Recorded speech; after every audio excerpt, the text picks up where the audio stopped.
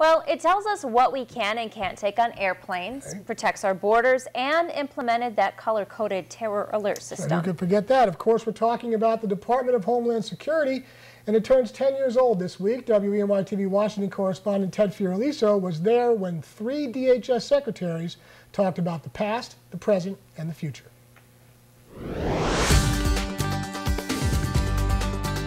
9/11 changed the world and our country.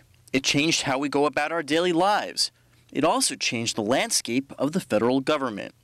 In response to the terrorist attacks, Congress passed the Homeland Security Act, which created the Department of Homeland Security. Former Pennsylvania Governor Tom Ridge became the first secretary. Today, Ridge joined his successors, Michael Chertoff and current Secretary Janet Napolitano, at an event hosted by Politico to commemorate the department's 10th anniversary. First couple of years were very chaotic. The real challenge was a unity of effort, horizontally and vertically, to defeat an asymmetric enemy. The Department of Homeland Security combined 22 different federal agencies into one.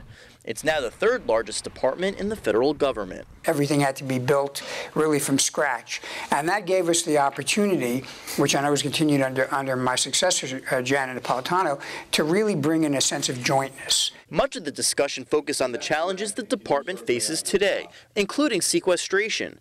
Napolitano says TSA employees are already receiving furlough notices. We are already seeing the effects at some of the ports of entry, the big airports, for example.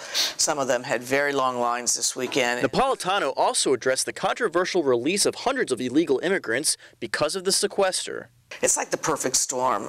We really have to manage so many different things because we don't have a budget. Career officials made the decision that there were some very, what I would call very low-level, low-risk detainees that could be put into a supervised release program, and that's what happened. The panelists also spent time talking about the department's future.